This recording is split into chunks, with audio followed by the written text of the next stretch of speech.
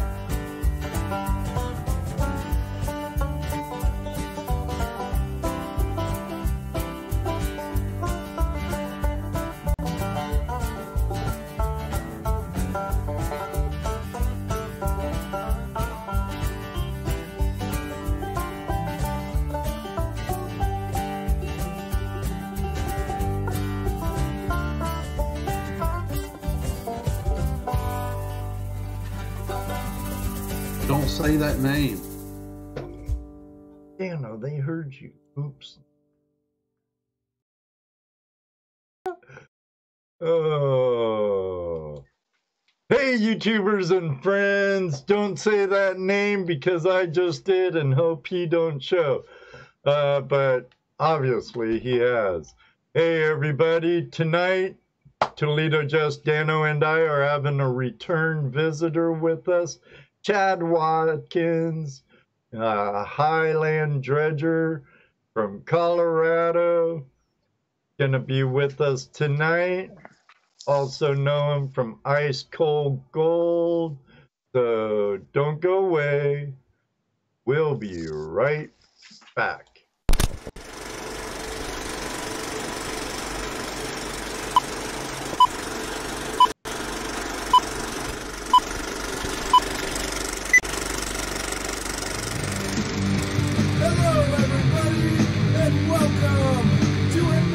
Episode of Tuesday Night Hangout Live.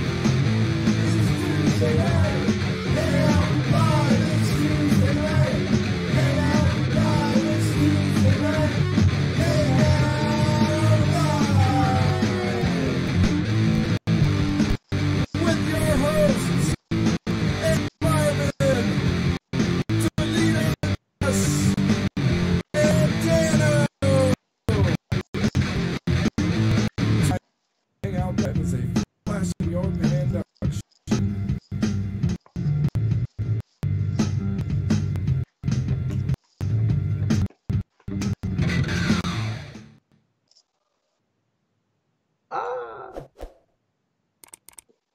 All right, everybody, how you doing out there?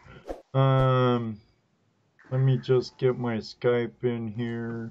They made me update today on.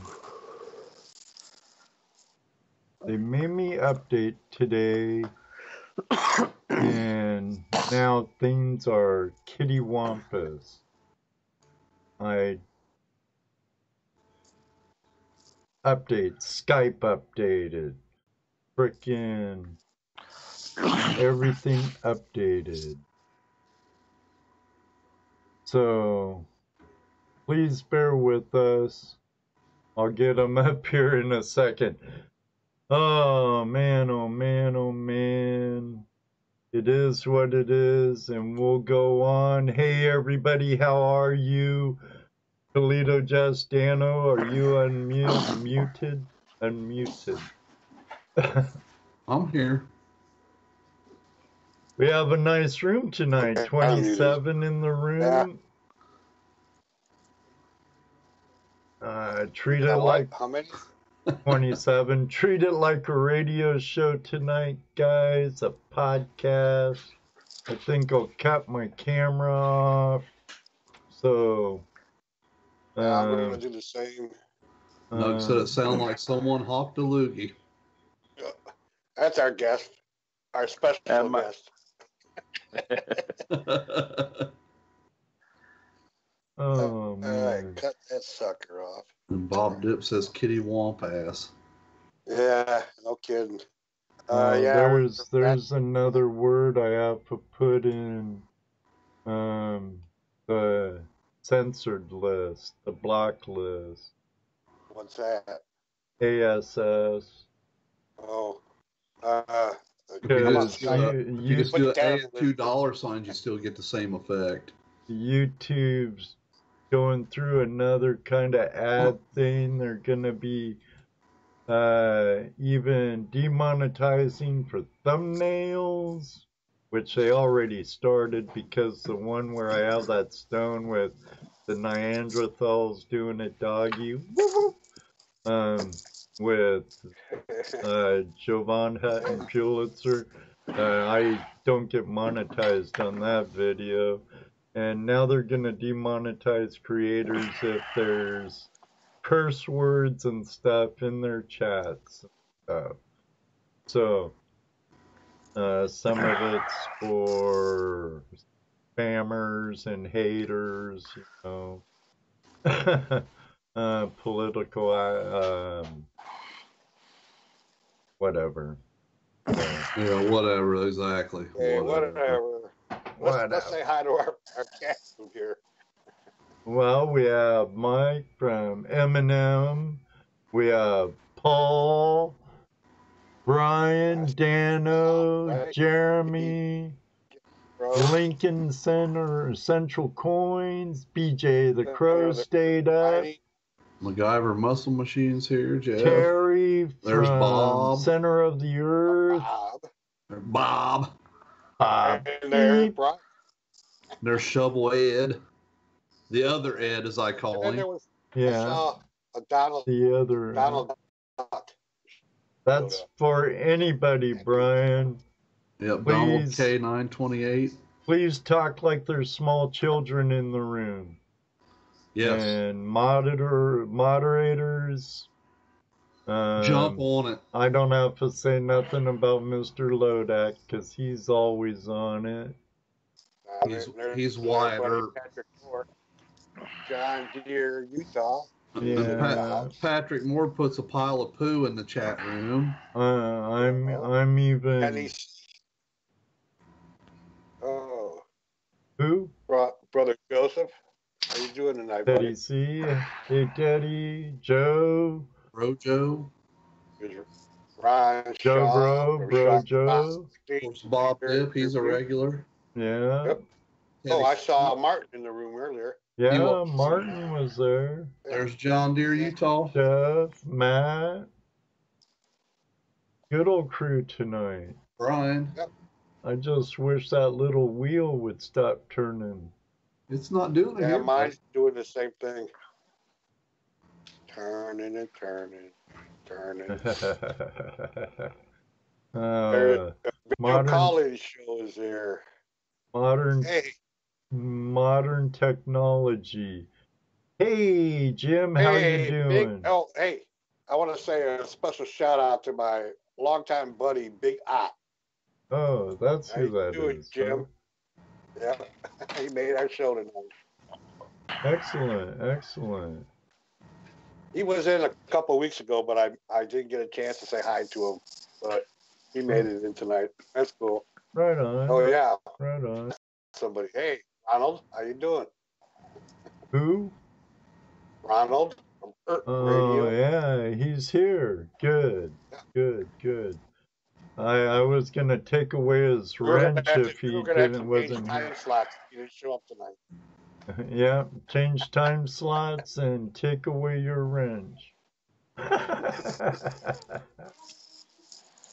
Oh, it's been a day. I was all ready to work outside in 27-degree weather, and which wasn't bad compared to the other day. And I'm layered up, and we're at the shop, and I could have been told this last night. Okay, you guys, what you doing?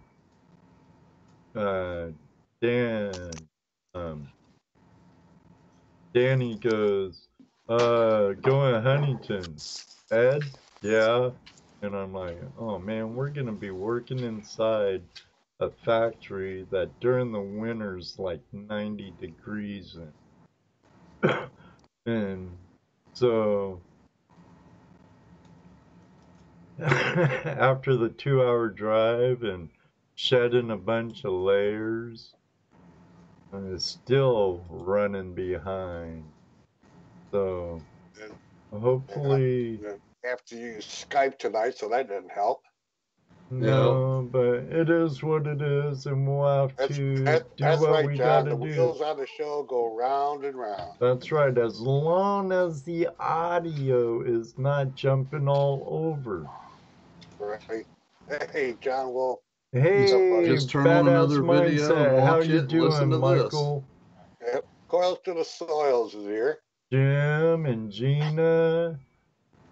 And the other Jim and Gina. Yeah, okay, Jim. We know who you are, Jim. We have two Jims here. John Wolf. Close to the soil, Gina's here. Yeah. Barry's here. Hey, how's it going, Barry? Greg's here. Excellent. Thank you all for joining us tonight. It says it's breaking up on his end. I'm here, but it's breaking up. Mm-hmm. Well, unfortunately, it isn't all a one-size-fits-all here. It isn't all, if it was a one-size-fits-all, one side could fix it all. But no, there's yours, mine, everybody's connection. There's YouTube. Kind of look like looking for gold, huh? Everybody, if it was easy, everybody could do it. Yeah.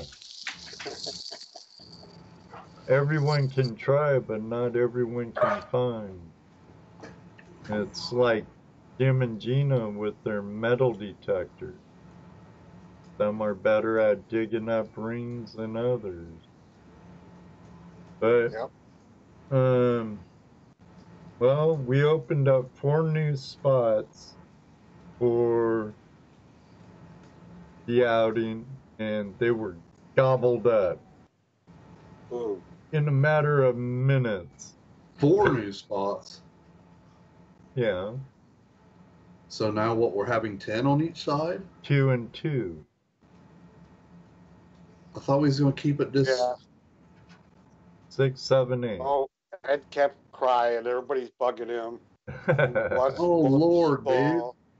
He wants more people. Oh, he's going to put us on overload here. It's going to be fine. It's going to be fine. People are asking me. I got it. You sure we can't do something? So I called our host. Talked to him a little bit. So we got 4 They more were spots. bugging you too, Josie? As soon as I told Ed and Chris, they were gone. Boom. Well, I'm glad I'm not cooking then, because I ain't cooking for that many people. No, if you were going to cook all the meals, we'd have to charge them for that too. Right now, the price they got is for their campsite. We get none of it. Nope. That's for the campground, private campground on a gold bearing money river. once they get there. No. Yeah. Who has the fattest fingers? They'll be the ones pinching the poke for their like in the good old days in the bars. Now I got a green stream, green there, and it still looks frozen. What the hey, YouTube? What the hell's going on around here? Oh, and I think those are fake stats. They just put green up there, make you think you're doing good. yeah, I tell you one thing, they really need to get up on their game and get new servers or more servers or something. All I know is I'm true as blue on my encoder, you know, and my internet speed was fine and dandy when I started. I know you guys. Late for dinner. See you later, Jim. Thanks for joining us. Now, Jim has a nice setup, and he's really techie. I'm going to have to pick his brain quite a bit. Video calling show, Jim. But enough of all that. Why don't we get our commercials out of the way? And Yeah, no kidding, brother Joe. And then we could have a nice talk with Chad. It's been a while. Sounds good. Sounds good? Sounds good. Get her done. All right, everybody. Let me hit my mute so they can't be copying and hacking and smoking and all the other stuff. Go ahead and sing it, Jesse. We'll be. This show is brought to you in part by the following sponsors. Don't go away. We'll be right back.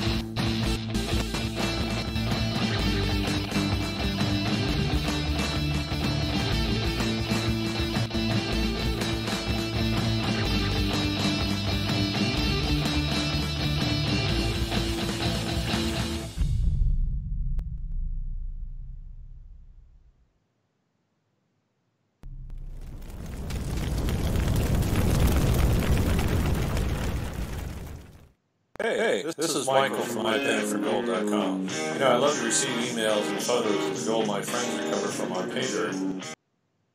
Tell me about it either. Just check out some of the reviews, photos, and even videos that they have posted on our Facebook page. In fact, here are some of my not-so-shy friends now. I'm Aaron, and I pan for gold. I'm Caleb, and I pan for gold. I'm Ed Martin, and I pan for gold. I'm Erica, and I pan for gold. I'm James, and I pan for gold. I'm Darren, and I pan for gold. I am John, and I pan for gold. I'm Mark, and I pan for gold. I'm Tony, and I pan for gold. This is Rob from Nashville, and I pan for gold. Be sure and check our Facebook page and website for the latest offers, blog articles, and videos. What's in your pan? I hope it's pay dirt from ipanforgold.com. Yeah, ipanforgold.com, and they're one of the giveaway sponsors for some of the people joining us over that weekend. Top secret, no Tellum Creek Mission camp out weekend. You're not even supposed to be talking about it. Oh, well, that means they'll be ready for the next one. They won't snooze, huh? It's all been talked about and done and over and said with. Right. And 2 more spots got filled that I didn't even know were there. Well, yeah, and I'm working on another. I just have to talk to him. I'm pretty sure I know what the answer is. So I just have to call him. We're going to be on dysfunctional overload here. Hi again, Ron. Or did I say hi to Ron Shaw? No, that was Jesse. Hey, Ron Shaw. Hey, John. Bob Dip, Rastaman Ralph. And you didn't say hi to the other Ron. Now, happy now? I saw you. Oh, yeah, I saw a new name tonight. New name to me. C Kangaroo 70. How you doing? C Kangaroo 70? C Kangaroo 70. I should put my chat on live, huh? Echo on my end for the commercials. Yeah, I believe it. I didn't go into my mixer and take them off monitoring. So it is what it is. Pardon me, Patrick. Oh, your brother James is here. What's up, James? Yeah, my big brother Jim is in the house. How you doing, brother? Echo, who knew they were contagious? Uh-huh. Echo, echo, echo, echo, echo.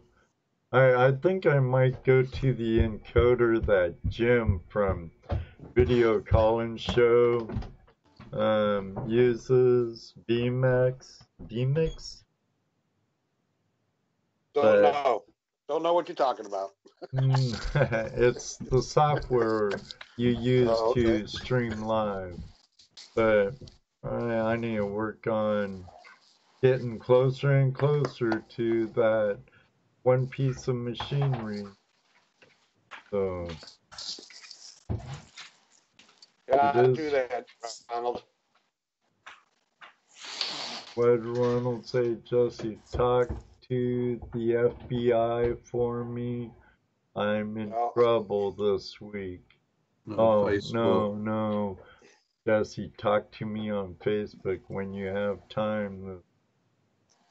Well, Ronald, if it's flash in your pan business, you better include me in on it. So I think we should bring our guest in. What do you think? I think we should. Before he gets bored and says, man, it didn't take this long last time. What the heck am I doing here? Jeez, I should have learned the first time. So, I guess tonight, Chad Watkins, right? Did I say that right? Watkins. Yes. Yeah, you got it right. Okay, I got it. I was just listening to all this talk about. To fame is... Go ahead. No, I was just listening to your talk about all the secret, not so secret spots. It's Yellow Creek right over there. Everybody has them. It's our first outing we're holding, and it's somewhat secret. It was kind of amazing.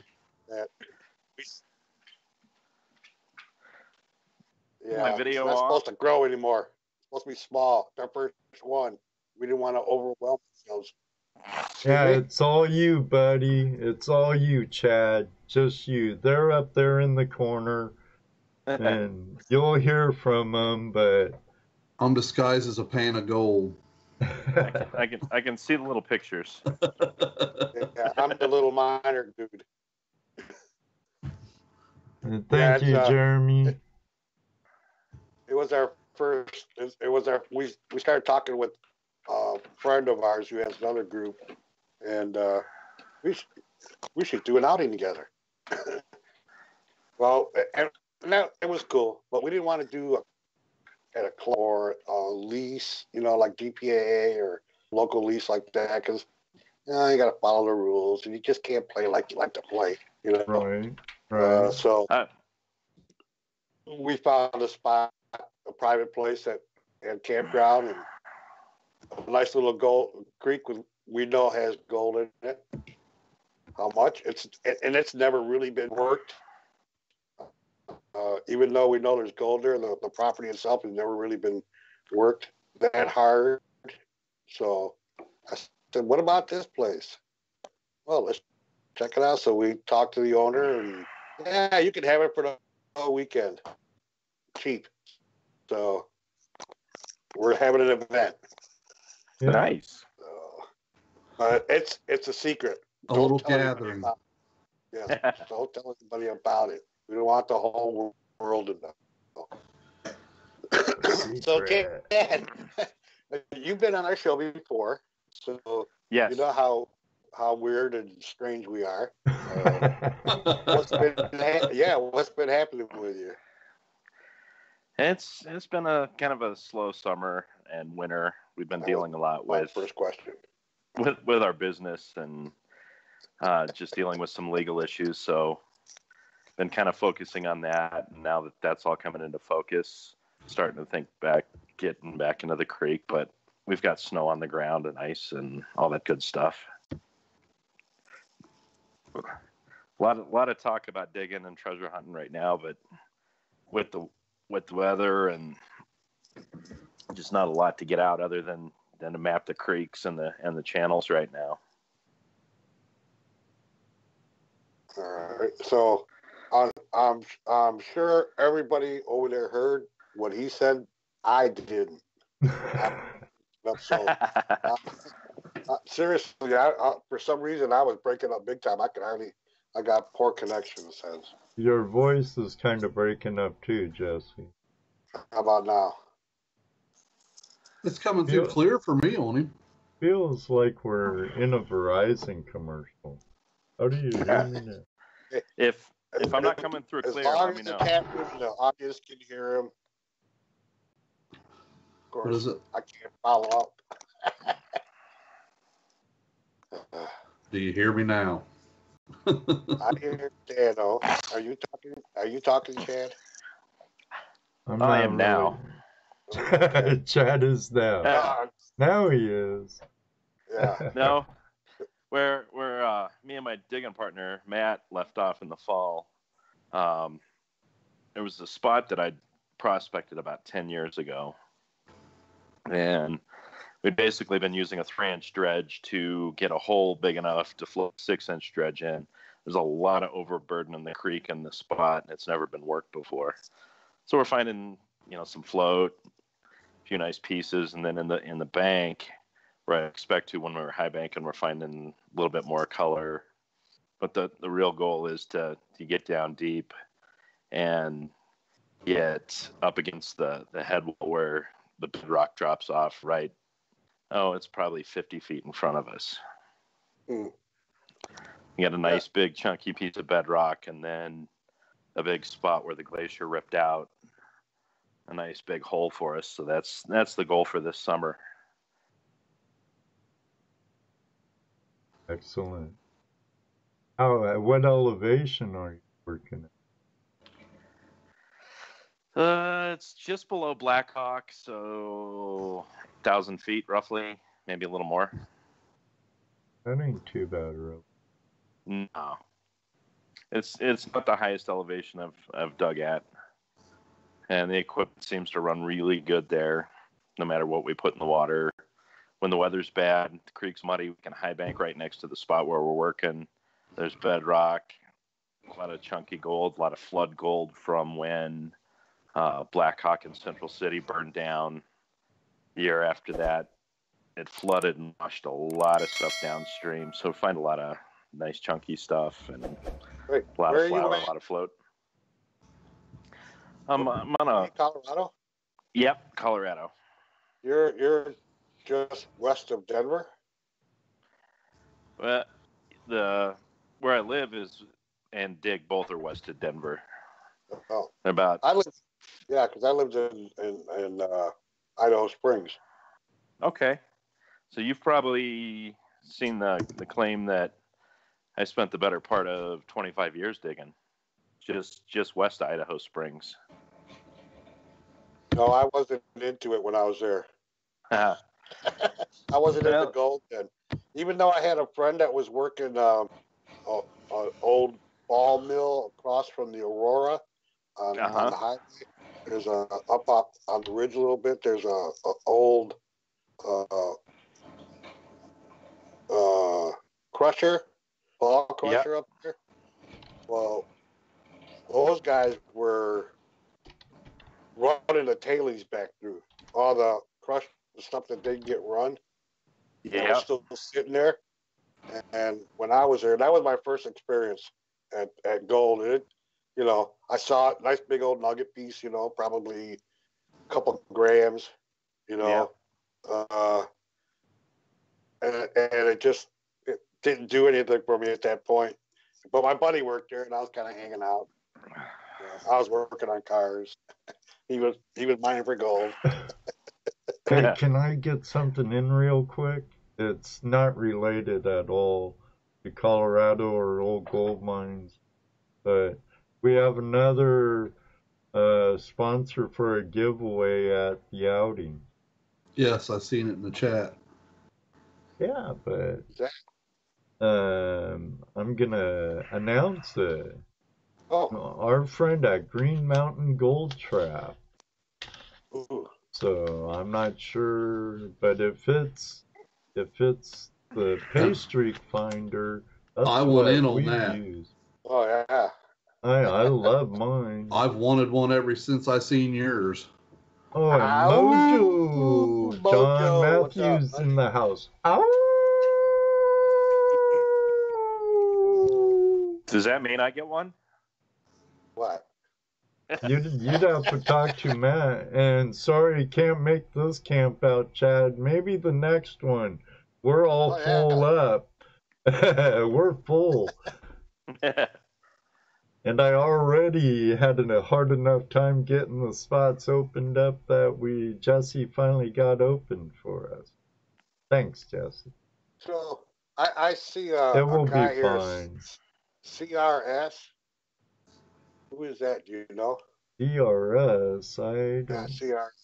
I'm not sure. I just checked his channel out. He has no subscribers, no content, no nothing. He was asking if we had sponsors and asking a couple questions. Kind of questions that don't need answered. Oh, they're Unless he wants to sponsor us.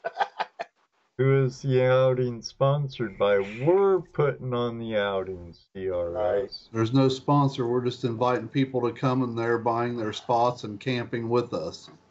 Right. Yeah. That's how it's happening.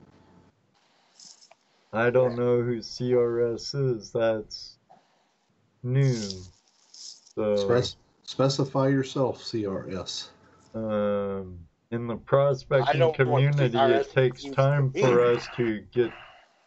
You got to earn our trust.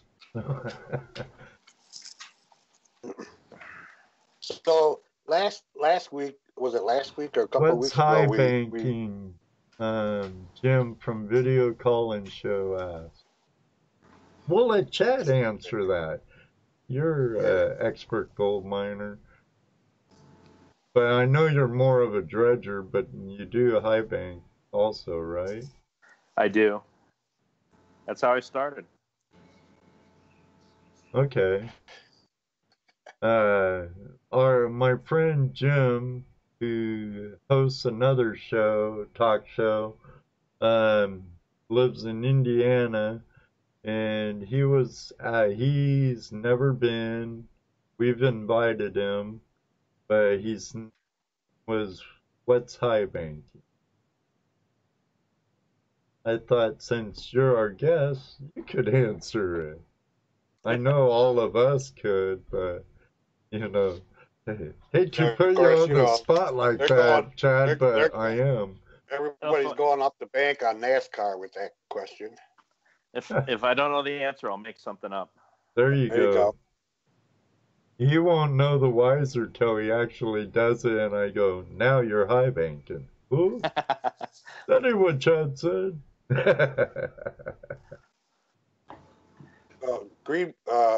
Brother Joseph, Green Mountain Gold Trap, says, Dano, Chad, go to his channel. He's doing a giveaway right now. I'll never win nothing. You can't say that. Never know, Dano. You don't know. I'm doing this from my phone, so I can't. I won the Minimax. After I won that Minimax, I'm done winning for a year or two. Trust me. You can't what, Chad? I'm doing this from my phone, so I can't bounce around. Oh. Okay, well, I'll answer it. The rocker box, back in the day, they would use that for off-stream mining also, like up in the Klondike. They'd have water reservoirs underneath their rocker boxes, and rocker boxes are the grandpappies, in my opinion, to the high banker. High bankers are used for terraces and ancient river channels that are high and dry now, or way up high on a gravel bar, and you pump water up to it. Now back to our guest. I've actually used a couple of different rocker boxes, and they do work. The problem is just getting a lot of water flow. They're best used with 2 or 3 people because you got to have one person shaking the hell out of it. While the other keeps water in the other shovel. There was back when I was guiding and had my pay to dig sites. There was a product a guy brought up. I want to say it's called the Gold Grizzly, and that's one of the few things that I was actually fairly impressed with the recovery on it. Yeah, but ain't it expensive? Shoot, expensive. On the website, they had originally like 9 something, and now it's 5 something. I picked mine up for 80. It's pricey, but the gentleman that brought it up, and if I remember right, he and his wife actually live not far from us, and they did fairly well with it, and fine gold recovery too. I want to build a rocker box for my do-it-yourself show in the shed with Ed, but instead of I got quite a bit of the wood for it, but I'm gonna cheat. At last year's Gold Rush, I saw a guy there with a Grizzly 3 box, and he had $250 on it. I'm like, good luck. And I go, man, I don't know how they're still in business, but I hear I did say I hear the recovery's good on them. I go, I'll give you 75 for it. And then he's like, and we bickered, and I got it for 80. But I'm going to turn that into a rocker box. It's a nice piece of equipment if you're backpacking in somewhere, because you can take it with your pan. You can run a little bit more material through it. You know, if you're not in a hurry, you don't need much to run it. Right. You can if you've got a 12-inch pan or better, you can feed enough water through it to let it do its job.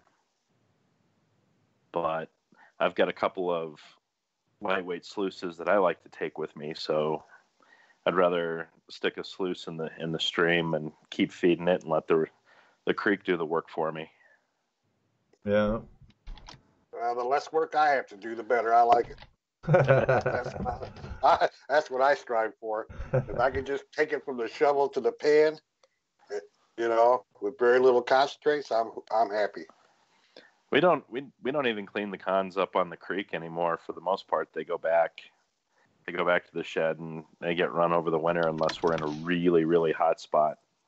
We'll quick pan through the header box just to kind of see what we're into, but it all just ends up back in the bucket. And, we'll go through it on a rainy day. So on your stream sluice, are you old school or you go with the new stuff? So I like the old Keen sluices. They're tried and true. The only downside of them is they're a little bit bulky and heavy. And then the what's the newer one? I've got the little lightweight the McGregor. Angus McGregor. McKirk. Yeah. McKirk. McKirk. That's Angus right. McKirk. Angus McKirk. For a lightweight sluice, just to get back in when you're sampling a spot, it's a great little sluice box, and the cleanup is super quick. Yeah, that's a lot like the La Trappe that's been around forever. Also, I haven't seen one of those in quite a while. I used to have one 20-some years ago. Are they still in business? And they work well. Yeah, I believe so, Jesse. It's just like the 6-inch dredge that we've got. It's an old triple sluice design. It's the old Keen with the crash box on it, and the two smaller sluices off the either side of the main one. I love those old machines. They work well, and they don't seem to lose a lot of gold. See, I'm a greenhorn.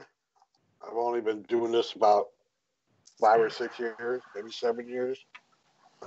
So when I got into it, I was looking for the new stuff, the stuff that's going to make my job easier. That's gonna. So the best box I ever used was a homemade box. An old guy, the guy that pretty much taught me most of what I know, especially early on, he built this box, and the recovery on it was insane. There was no fine gold getting down to the end of it. It was all trapped up in the first 75% of the box. What was the medium in it? It was he'd built the riffles. It was an old crash box. This was it was a 2.5-inch dredge that he'd put together. And an old guy by the name of Charlie Blanchard, I think I talked about him last time. He was an old tramp miner from way back. He worked up in Idaho Springs. That's where he lived, and passed away not far from there. Well, actually, he passed away in Arizona. But over the years, working that claim just west Idaho Springs, I saw him take hundreds of ounces out of there back before we even started getting much deeper than he ever had the ability to. Some of that was on the creek bed, working tailings out of a couple of the drift mines that are there on the claim. There's one year when the river came up, and it was the first year that I'd ever had an ounce day, and came back the next day. The ice dams up above it broke. It was in late February, and the river came up, and there was nothing we could do the rest of that year pretty much in the river. So went and got a piece of, that culvert pipe, that black corrugated stuff. I got a 10-foot section of that, brought it up. We cut it in half and made a 20-foot long sluice box with a punch plate on it.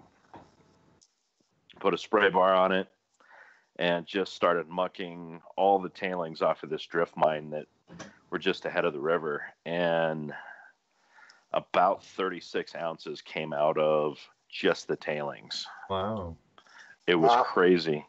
We used my 3-inch Keen combo back then to do the cleanup. We'd set the put the sluice box at the bottom of the sluice that we made, fire up the spray bar, and use the suction nozzle just to clean out the riffles for our cleanup. Cool. But that was, I was in my early 20s back then. When you could do the work, right? Yeah. I'll tell you what, before Charlie ever let me really start digging and teaching me anything, I spent a summer throwing cobble for this guy. He made me work for it. And I watched him dredge day in and day out, and all I did was stand behind him and throw on cobble as he dug and picked gold out of the box. And then finally one day he's like, have at it. Let me put my machine down and start working my spot. Kind of went from there. But I spent as many days on the creek just talking to him and learning what I could from him. He's one of those rare individuals that right. You gotta ask questions, right? He'd forgot more about mining and prospecting than I'll ever know. But he was a good friend, and actually, I as I've said before, I don't keep much gold. Pretty much everything I get gets sold off or traded or given away. But the little box. I don't find much gold. My little display box with favorite pieces and stuff in here still has his picture in it with that old box in there that he built. Cool. So you run a 6-inch dredge? I've ran up to an 8-inch dredge. Oh, okay. What do you normally run then? It really depends on the spot. There's places where it only, a 2-inch or a 3-inch combo works fine. It just really depends what you're doing. And that's tool for the job. And that's where most people get into trouble is, they go out and buy a bunch of equipment that they don't know how to use or don't have a place to use it or a plan. I'm gonna get rich. Let's buy a 5-inch dredge. Then realize it's work. Yeah, it is. Well, you know what? That's funny because I've seen that firsthand. I saw a guy built beautiful high banker. I spent some bucks on some stainless steel. I mean, he went all out on this thing. Beautiful looking thing. First time he took it out on the creek, he worked about 2 hours, and he said, bleep, bleep, bleep, bleep, bleep. Who wants to buy it? Too much work. I've seen it. I've had people selling dredges and equipment for a fraction of what they paid for it because they get out for a day or just decide this is what I want to do. It's a lot of work, especially the deeper you get. Right. I understand the idea if you're going to do something, jump in with both feet, but at the same time, something like this is something you've got to learn slowly. And start with the pan, then when the sluice. When I was guiding and outfitting, a lot of my time was managing people's expectations. Yeah, right. I have a hard time managing mine. Yeah, that's true. I can put people on a spot where they're going to find a little bit of gold and sometimes a lot of it. I've spent a lot. When I'm serious about it, I can get out and I can find where it's at, but it's a lot of work just to find those traces that lead you to the better stuff. That's why I kind of sat on this spot for so long that we're just now starting to work. All the indicators were there, not only in the hillside, but in the creek, and the geology shows that it's there. I didn't know as much back when I first prospected that spot that I do now. And the more I look at it, I know I'm in a good spot. So it should be a good summer, especially once we get there. We've got another 3 or 4 feet of overburden to move, and then we can start getting deeper and moving upstream. But it's also going to be a fairly narrow channel. We're only digging a hole maybe 10 feet wide, so that has its own dangers. Yeah. You need to terrace your holes so you don't have nothing caving in on you. And don't undermine boulders too much before you get them out of the way. You don't even need to undermine those boulders much for them to come out. When we were working at Spot in Idaho Springs, the summer that we went in there and took a track hoe and opened up a hole as deep as we could dig with it in the river, and then got in with the dredge, we had a boulder drop that, we looked at daily that was the size of a VW out of nowhere. And had we been on the wrong side of that hole, we wouldn't be having this conversation right now. Yikes! Yeah, that's why I stress, well, buddy, don't go out by yourselves. A lot of these new guys say, "Oh, where can I go?" Well, a lot of places to go. Just make sure you don't go by yourself. The dangers are real, and it doesn't matter where you're going. That first season we were in Greenland, and there was that landslide that they caught on video. Right. We were under that spot the day before. Right. You had just gone by there, hadn't you? We were prospecting all up and down that ridge and that side of that hill, everything underneath that. We'd spent a whole day there, and then we're having a meeting the next morning, and we heard it coming down, and we ran out, and that was a reality TV real moment. So have you thought about going back into the TV life? If the right thing came along, I would. It's, but it's only because I love what I do, and it's fun to show people what you do. But it seems like every year the industry comes out and starts looking for people to do a show with them.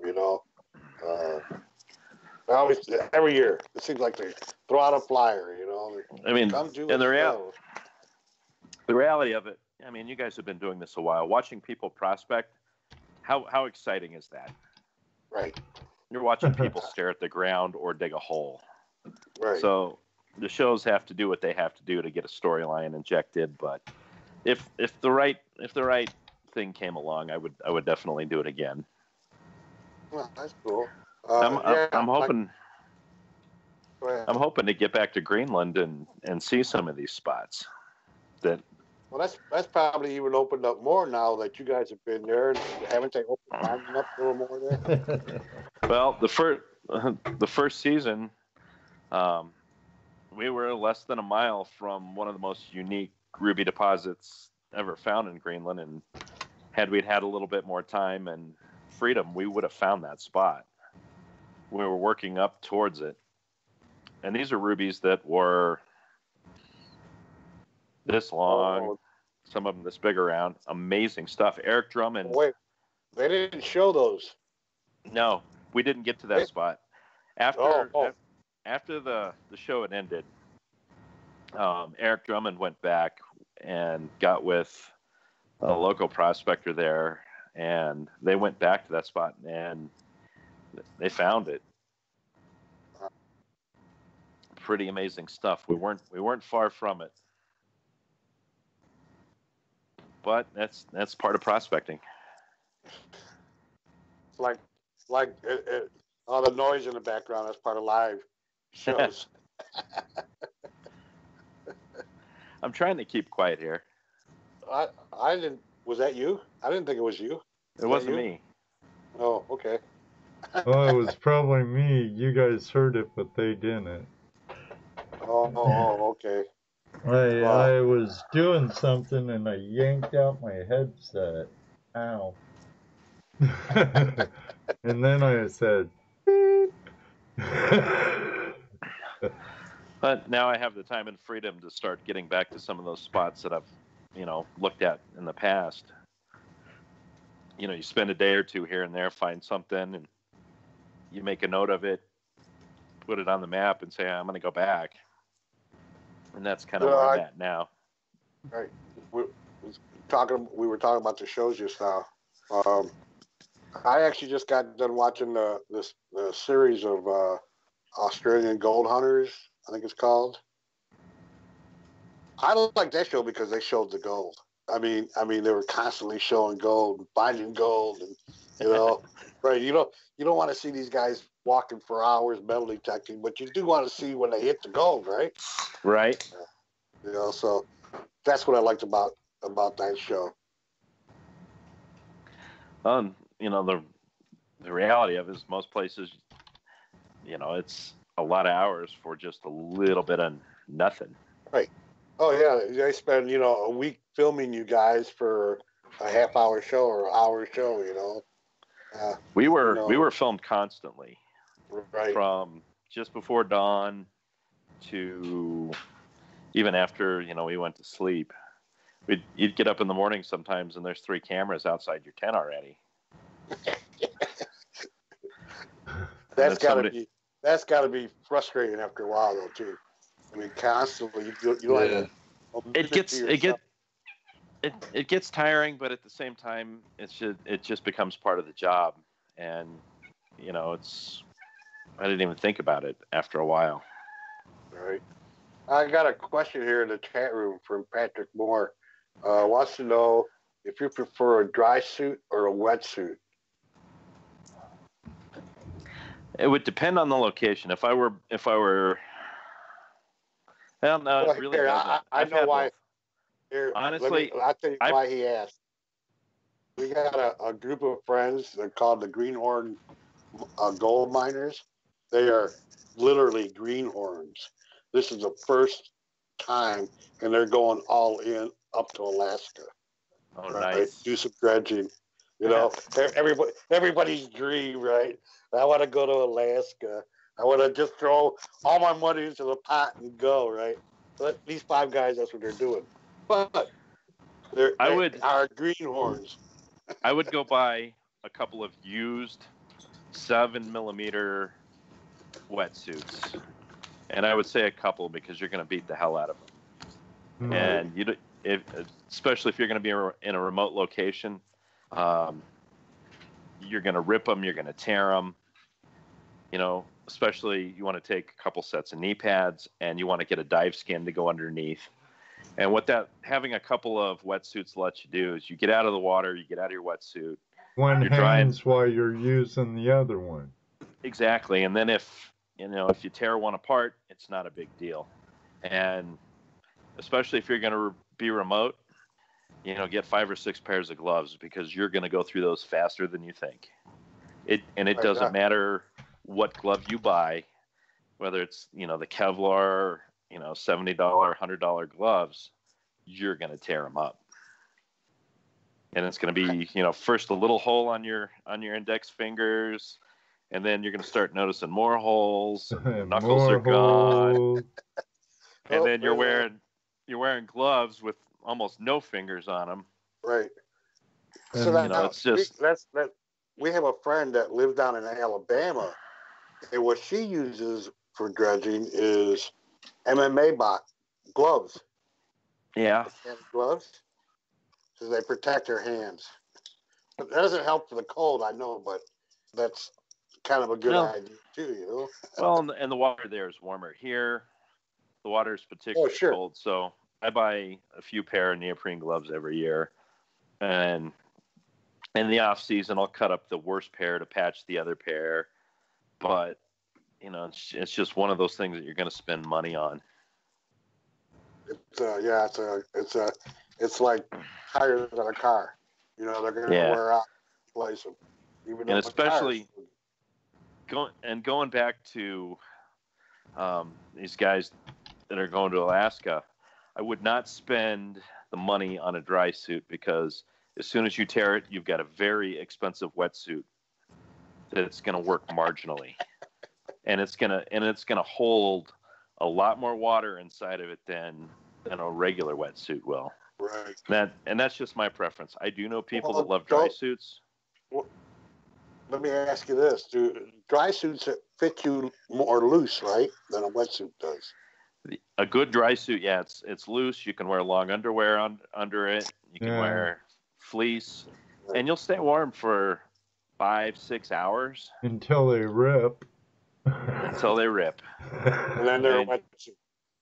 Depending on what you're doing, if you've got a wetsuit heater, you can go a lot longer in the water with just a wetsuit. Most of the season, I'm fine in the 7 mil suit, and that'll probably be about May to September. Once you start getting into October, it starts getting chilly, and your dive times are a lot shorter. Right. We pushed 1 year to the very end where we were coming out, and wetsuit's freezing as you're running to the tent to get out of it, to jump into a dry one. And these guys for being greenhorns, they've seemed to have it together enough that they're not going to be going there totally blind. Yes, good word. Test every piece of equipment you've got before you go. Are any of them in here? Actually, what they're doing is they're learning their equipment first. They're getting their equipment, then they got to take it out and learn how to use it.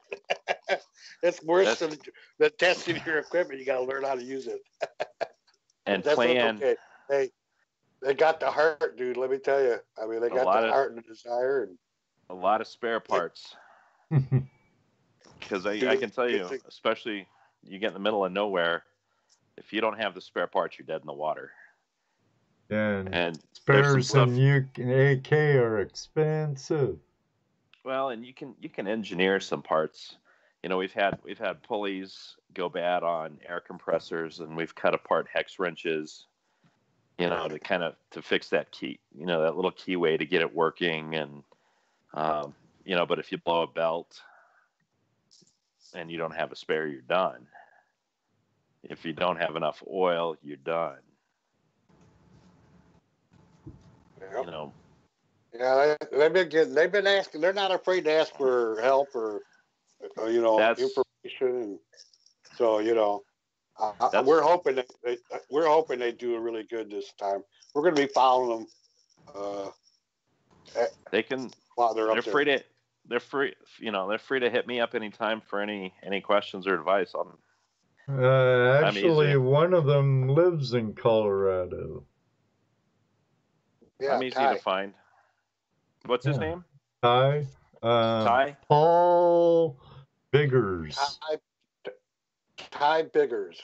Paul, yeah. His real name is Paul. His wife is in the chat room right now. He can find me. If he looks up Tin Pan Chat on Facebook, I'm easy to find. Yeah. Got that, Anitria? She's in the chat room and she's listening. Yeah. But, they're and it's cool because the wives and girlfriends are all, behind them, and that's awesome.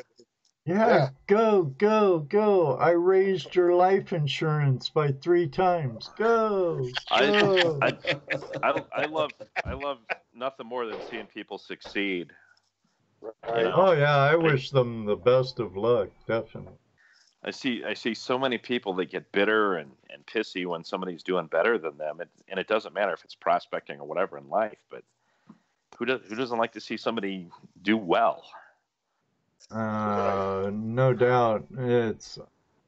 I find it being a waste to maybe product manufacturers and stuff. Jealousy is such a waste of energy.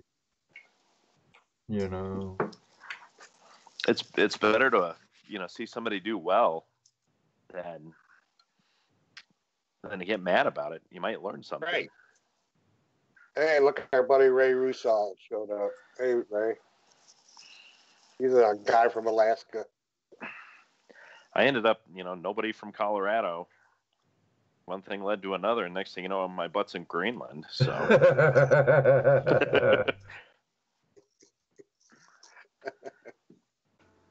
Yes, Ray. Everybody else is getting buffering.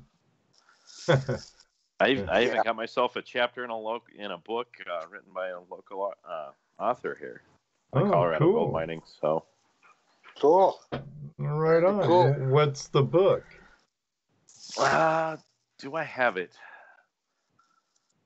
The author's name is Ian Nash, and actually, I think I may have lent the book to somebody. What's the name of it? You just asked me, and I just spaced it. Actually, I meant. Hey, you think that was bad? He asked you twice. I know I talked about it on the last time that I was on. Yeah, that does ring a bell. And he's going to actually be speaking at the Colorado Gold Show this spring. And I'm going to go down and cheer him on and just say hi. I typically don't go to the gold shows and, clubs and that kind of thing, but, it was super nice of him. He spent a few days interviewing me and hanging out, and it's kind of funny to be written into Colorado mining history, even in just a tiny little way. Right. Yes, Ray, that is. This is Chad Watkins. And a lot of my friends are in the book too. Ken Reed over in Idaho Springs, Jesse Peterson over near Blackhawk. That's actually who owns the claim that I'm working on. A lot of friends from around Colorado either got mentioned or chapters in the book, so it's kind of neat to see all these people that I've been doing this with for, pushing 30 years now, kind of showing up in a book.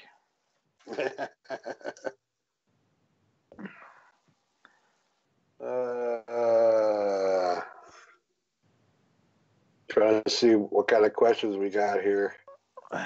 Yeah, ever since I updated Skype chat, I can no longer get incoming phone calls and bring them into our group. So I'll get this straightened out one of these days. Freaking new Skype. The old one was no problem. They'll get it straightened up, and then we'll get the system all straightened up, right? Then they'll update it. And then we'll update everything. A new system, that's obsolete. We're no longer supporting that version. We'll force you to an update. Right. Yeah, that's kind of the nature of everything. Yeah. I'm hoping this summer to get out back east and spend some time with Jack Duggins. He and I still talk quite a bit. Cool. Yeah, actually, Brian, he's a buddy of Jack. He was actually on one night with Brian. Yeah. He was. I got to get out there and get back on the Swift and do some digging. We did the only digging I did out there with Jack, at least in Maine, was when we were doing the sizzle reels for pre-production before we did the show. And I think that was kind of before they even knew what ice cold gold was going to be. Right. But we went out. It was me, John, and Eric. We were filmed as a team, and we were working the creek, and that's how I got to know Jack initially. And I thought I liked Jack a lot just from meeting him, and I'm thinking he'd be a great person to go because, one, I like hanging out with him, and he knows what he's talking about.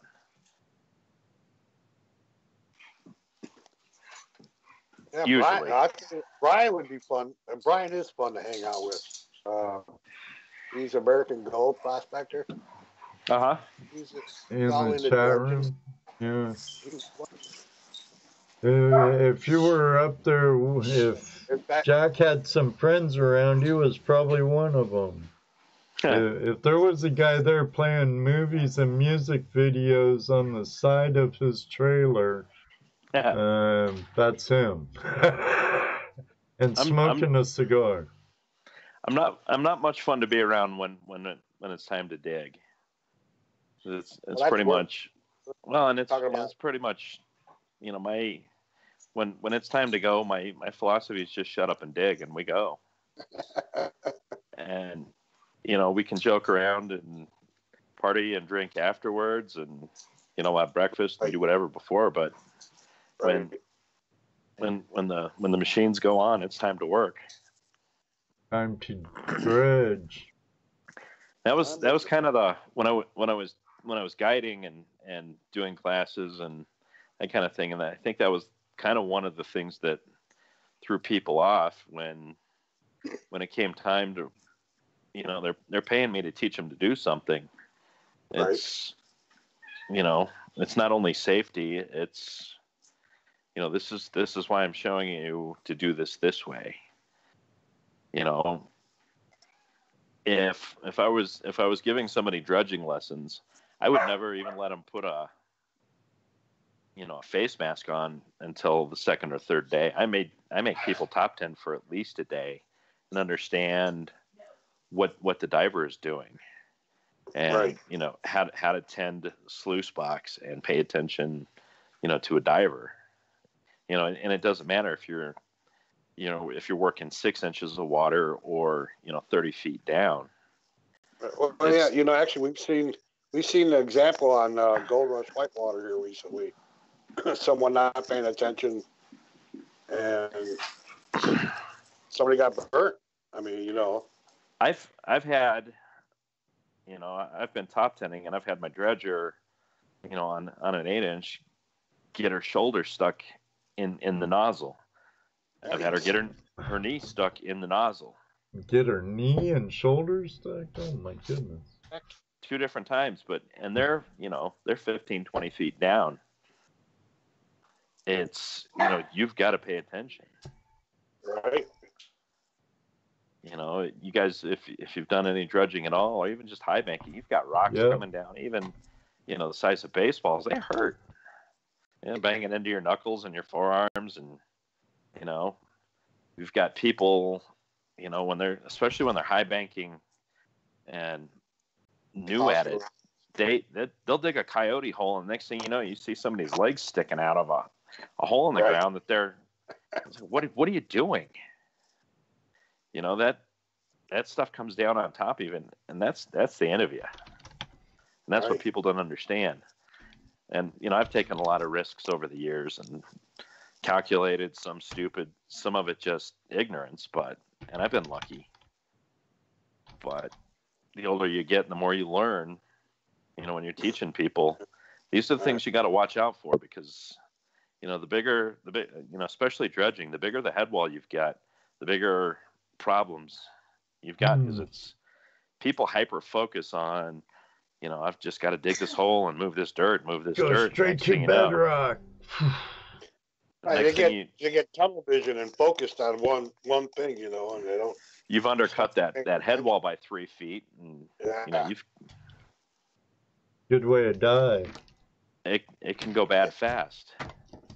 Hey, look, we got a couple of the greenhorns in here. Well, one of them anyway. Well, we have one's wife. Oh, Paul Carr's here. Yeah, he's one of them. And Anitria said Ty was there listening but couldn't type. So hopefully they're taking heed to what you're saying. If they've got any questions, they like I said, they can find me on Facebook, Tin Pan Chad, which used to be Ice Cold Gold Chad. Right. And I think, one will get you to the same place, either one. But shoot me a message there, and we can, I'll let them know, answer the questions as best as I can. That's all they ask for, If they've got the money and the time, to run up for the summer, awesome. I'm jealous. Yeah, me too. We all are. I would love to go to Alaska and dredge for the summer. Oh yeah, you and I both. Me and my oldest digging partner, we talk about it every winter. It's finding the time just to go up and dig in Alaska. been lucky that, you know, I got to spend some time in Montana on some private claims and found some really, you know, cool gold there. But I'm hoping he and I can get up to Alaska, at least for a few weeks at some point here in the near future. I'd be happy just to be able to go prospect back home in Washington for a week. I've heard good things about Washington. I found some pretty nice stuff there before. But you know, I've got a good spot here, and I've been reading the river, and so I'm gonna spend the summer working this one spot. It's not to say I won't get out and, you know, pan and prospect a few other places, but as far as all the equipment goes, and all the big effort's gonna stay right where it's at. So Keithy says Fairbanks. I believe that's where he's from. Some good gold fields around Fairbanks. Years ago, in a different life, in a different industry, I got to spend a couple of weeks in Fairbanks, but it was always in the winter. way back when company I owned part of, and we were the world's biggest marketer and manufacturer of laser tag equipment. And we opened up a laser tag, or a customer of ours opened up a laser tag arena in Fairbanks. So I went and did the setup, and that's a paintball guy. Yeah. That was the first time I saw a moose. I made good money with paintballing. So you were my competition.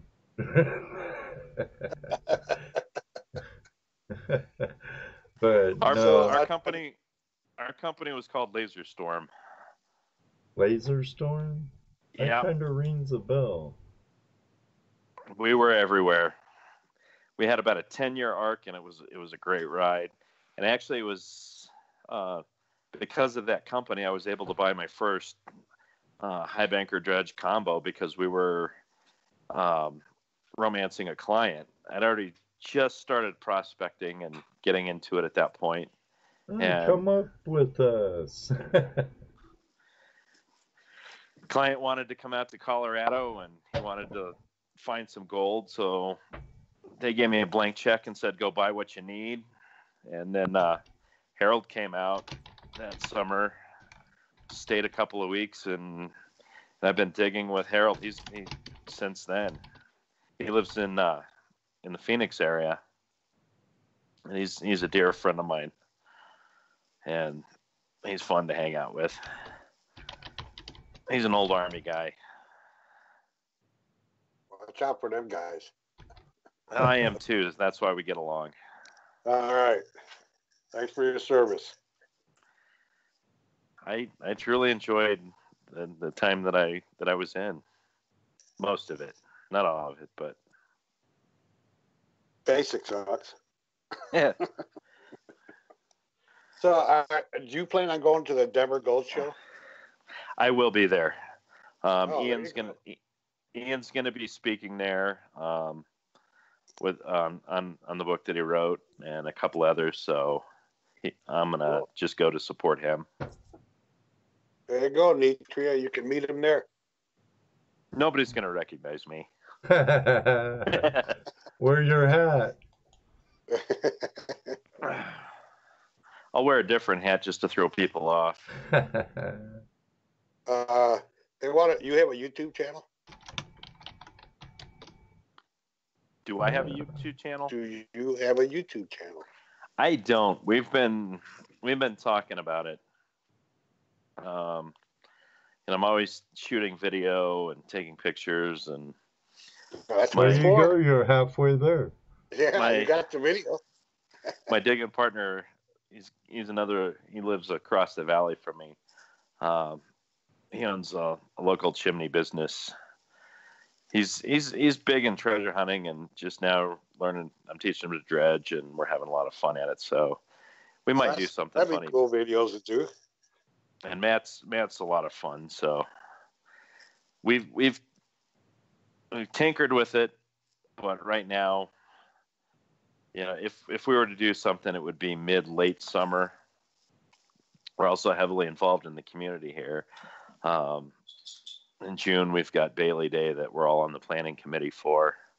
If anybody's in Colorado, the third Saturday of June, we'll all be down on Main Street in Bailey. I'll be running the main bar on Main Street, and Matt will be running around doing everything else.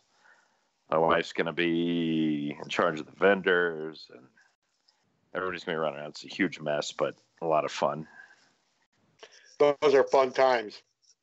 I remember being in Idaho Springs having Pioneer Days. It was. What was it? Boom Days. Yeah. Yeah. Oh yeah. My wife worked. This was back in the, I'm going to say, early '80s. My wife worked at a pizza place there. Bojo's. Bojo's is still there. It's still the best pizza in the mountains. Are you kidding? Are you kidding? They still do the big pizza challenge? Oh, Big Mountain Pies, yeah. If you're coming through Colorado, running up I-70, get off at Idaho Springs. It's 30 minutes west of Denver.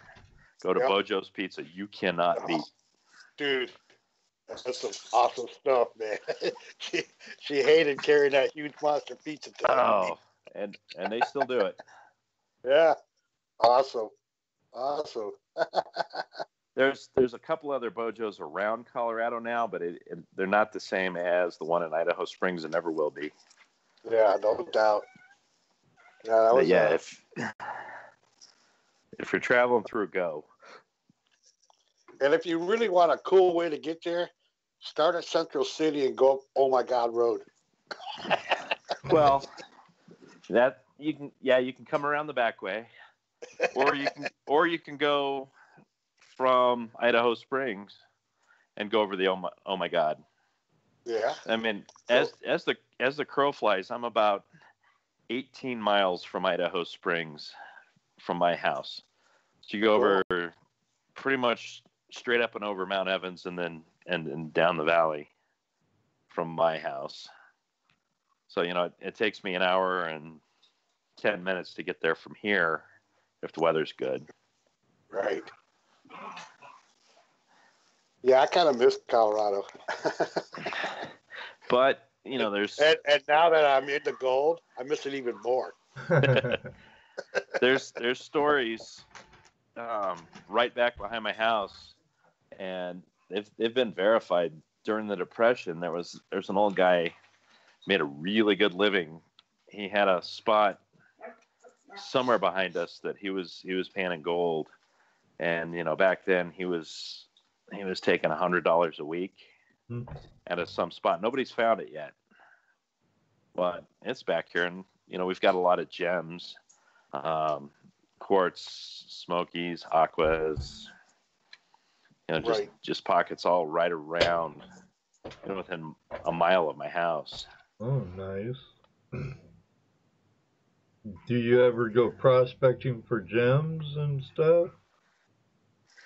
Since the show, and I've started to learn what to look for anytime I'm out now. Since you found rubies.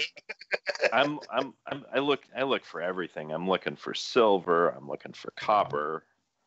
You know, if there's indications of gems, I'm looking for, you know, quartz, and you know, anything that's in an area. You just kind of start widening that scope. You know, if I'm up in South Park prospecting, you know, I'm looking for, you know, platinum. I found platinum up there, but where it came from, nobody's still found the source of that, and it may be gone. You know, with the glaciers that pushed through everything and the platinum that we found in the creek, it was, you know, just happenstance that ended up in my pan. And it's one of those things that you scratch your head at when you're looking at going, what is this? Because it's moving. It moves less than gold. Down with the glaciers? Yeah, when Mosquito Gulch was carved out, and Buckskin Gulch, and you know, everything else that worked down through there, you the Phillips lode, when they found that was up Buckskin, on the Buckskin side. It was an exposed gold vein on the surface in quartz. A lot of that gold ended up, across the valley and all the way over into Beaver Creek.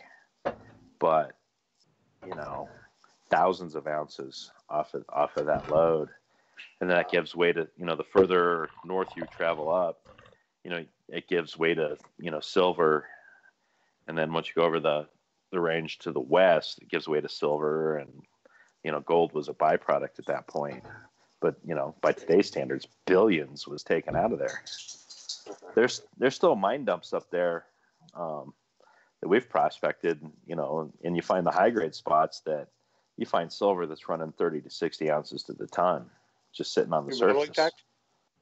I used to. I'm just not good at it.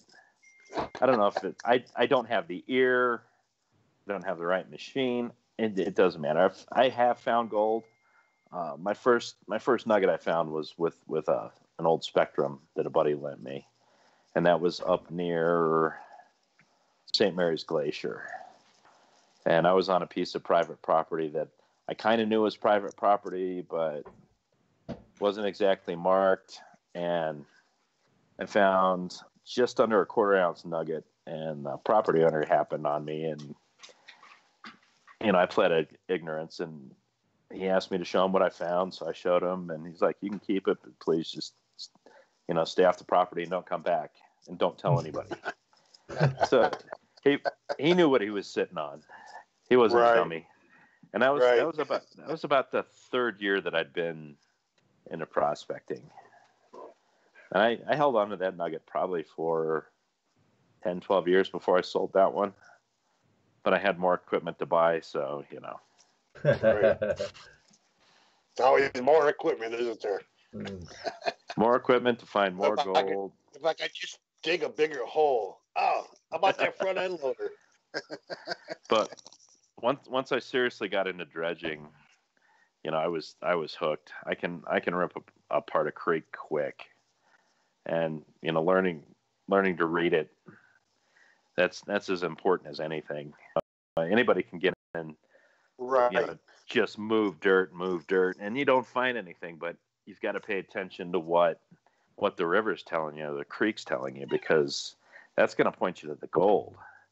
That's going to lead you to the next pay streak, whether it's deeper, higher, left, right. It's one of those things that just takes time. The old time too. Yeah, and anytime you get into a new area, you've got to start from scratch. Everything the basics are always there, but up when you get up into South Park on the Upper Platte, there's not a lot of black sand up there, and everybody's like, "Oh, if there's no black sand, you're not finding gold." Well, that's BS, because I found a lot of gold up there, but most of the black sand that you find is silver, and there's just not a lot of other stuff in the area. Makes cleanup great. Fast. Right. Black sand is a good indicator, but the lack of black sand doesn't mean that there isn't gold there. I can run a dredge or a high banker all day in spots in the Mosquito Range, and I don't have to clean anything up. There's spots in Black Hawk, Idaho Springs. I've got to break down and clean everything out once an hour because there's so much black sand in it. It's just too bad you're not mining for it, huh? Yeah. Well, and we save it all, and I've got a buddy, Jesse Peterson. There is nobody that I have met that knows more about fine gold recovery. He's been at it for 50 years. That sounds familiar. He owns Vic's Gold Panning, and his mine's actually being featured in a movie that's coming up. It's called The Frozen Dead. I think it's a TV series, and cool. Several of the scenes were shot in his mine, and his mine, it's a combination tourist mine, but he's also working it, and he's been mining a lot of silver out of there lately and pouring bars. And he's actually somebody that you guys would be interested in talking to in the near future. He he's a wealth of information and funny guy and a close friend. Well, you might have to be a bird in his ear for us, Chad. Yeah, absolutely. That would be cool. And if you're ever in Colorado, make the trip up the canyon. It's just a few miles below Blackhawk. It's Vic's gold panning, and he bought the property from Vic's years ago, and had an open pit mine and a big placer operation there for years. And then regulations, things got him shut down, opened back up. It's a pay to dig site now, and a tourist mine. But I've found a lot of gold over there over the years there. And the spot that I'm actually working now, it's on his property upstream from his public dig sites. I mean, I guess, what some people look at pay to play areas a waste of time and money. Well, I guess that would fall into the same thing as a pay dirt, buying pay dirt. Not everybody has the equipment. He's got his money. He's got his panning troughs and his little spot where they teach people to pan.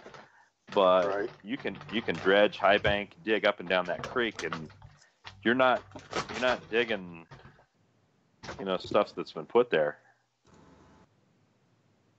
It's if you're digging in a spot, you're especially in the creek in the banks, you're digging stuff that nobody's touched before. Right.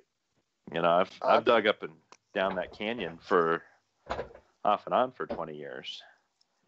I'm just saying that pay to play places, they're not prospecting places, but you can go there and you can find gold. Right. Well, you're digging a spot. You're digging a spot that somebody's already prospected, or you're digging an area that's known for gold. Right. Years ago when I first got to know Jesse, he let me run free up and down the property. I got out of the lines of where he let people go, and that's how I found the spot that I was at. And he kept people off that spot for years. He told me he'd sit on it till I was ready to get up there and dig it. And he knows, more about the geology and what has gone on through his little section of the canyon than anybody in that area, up, above ground and underground. So if you're into hard rock mining and you want to learn something, you can get down in his mine too. Cool. James, it wasn't me. Nice. It's a different Jesse. I'm not that smart. I'm gonna step out for just one quick minute. Okay. All right. So we'll talk amongst ourselves. Talk amongst yourselves. Yeah. We're going to have a pause right here. I don't know. Anybody have any idea when the Denver Gold Show is? No, I have no idea when the Denver Gold Show is. Well, just maybe Anitria does, and she can respond to him. Yeah, that'd be cool if she does. He brought it up, though. Ray, if I remember correctly, they did find some gold, but the rubies were the biggest thing, and those got taken away from them. So, yeah, government stole those. Government said, no, I think we're going to keep those for ourselves. Stinking jerks. A stinking government. Government's always getting their fingers in everything. They are.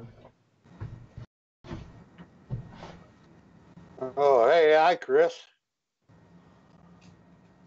Chris just came in. So I don't know what Ray, I don't know what deep dark secrets about the movies that Chad is able to tell you. So, I heard deep dark secrets about the rubies. About the what? Want to know what the deep dark secrets were about the rubies, what happened, and so did you find much gold? the gold that I found, season 1, was about 3 miles off of a known gold mine. So we were kind of chasing stringers and looking for a new claim to dig. The rubies, it was about a $7 million surface deposit. And since Greenland and Denmark pretty much own all the land, they decided that they wanted to pull that claim back from us, and they wanted to let local, the local indigenous Greenlanders work that claim. Well, rather than let you foreigners come in and take it, they said, "No, out. We're going to let our people have it." That and it was still a weird time. They still did not have a way to sell those rubies outside of Greenland. They didn't have any kind of exchange to put a value to them so they could be taxed. They did have everything in place for things like gold and tin and lead, iron, other things that are being mined there. But rubies was one of the few things yet that they had yet to figure out, because they're, the rubies in Greenland are truly unique to that part of the world. So they're different from other rubies. Oh yeah, just and if you go back and look at the pictures, the hue and the color on them are so much different, and they're just, especially the gem quality stuff, just amazing. But even the specimen quality stuff, it's beautiful. And it's it easy. Looks nice. Yeah. It looks nice. I was a millionaire for about 3 months, and then they took it all away. That's just how it goes. When you're in a foreign country and someplace else, you have to, deal with the laws of the land. In Rome. Exactly. They just let you guys do the prospecting. All right. Yeah, sure. Well, I'm sure that the show itself pulled a lot of strings and greased some palms to get you guys to be able to come